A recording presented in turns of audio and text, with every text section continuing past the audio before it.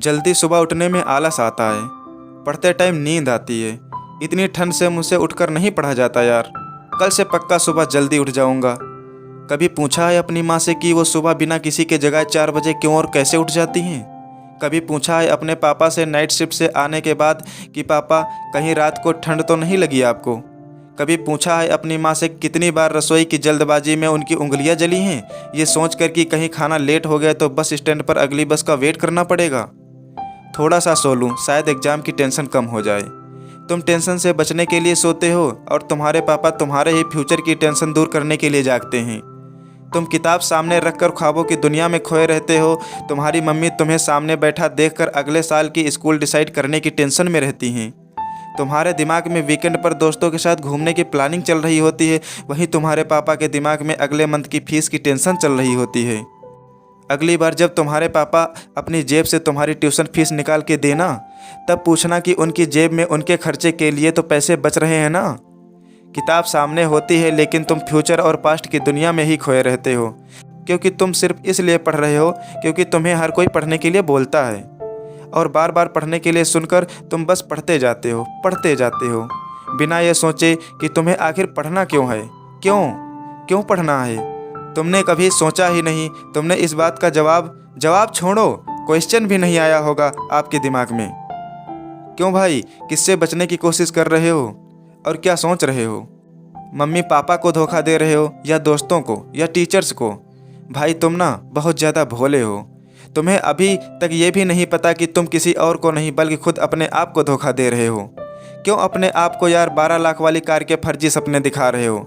कोई बंगला और आईपैड नहीं मिलने वाला तुम्हें ऐसे पढ़ने का ढोंग रचा करके। ये जो मोबाइल पे तुम डेली दिन में 100 बार फेसबुक और व्हाट्सअप चेक करते रहते हो ना, उससे कई गुना तुम्हारे मम्मी पापा तुम्हारे फ्यूचर के बारे में सोचते हैं।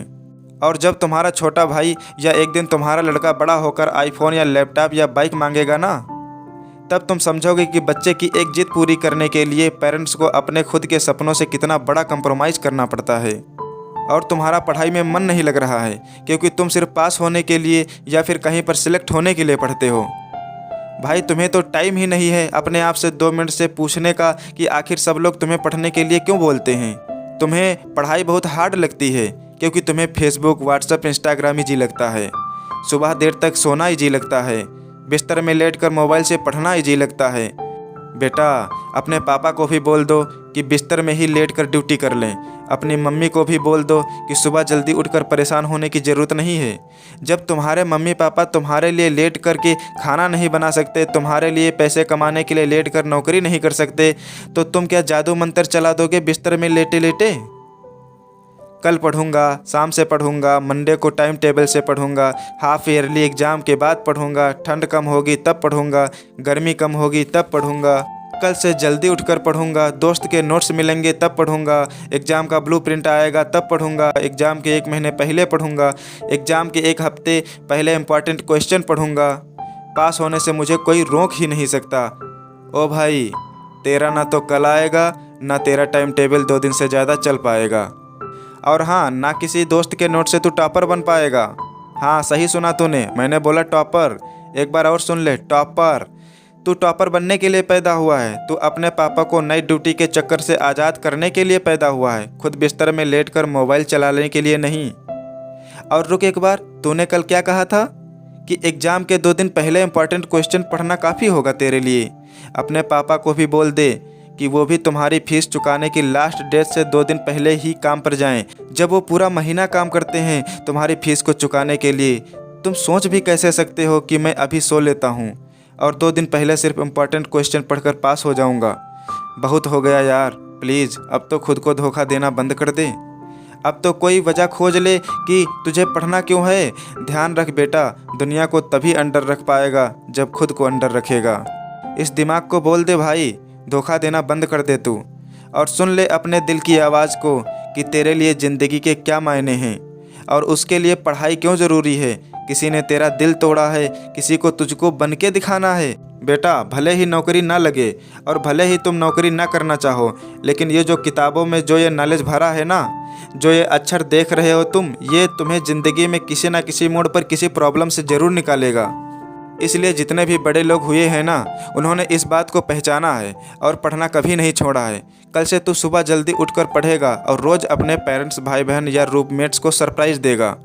और ये काम तुझे अगले 30 दिन तक रोज़ करना है। फिर देखना 31वें दिन तू उठकर अपने आप पढ़ने लगेगा।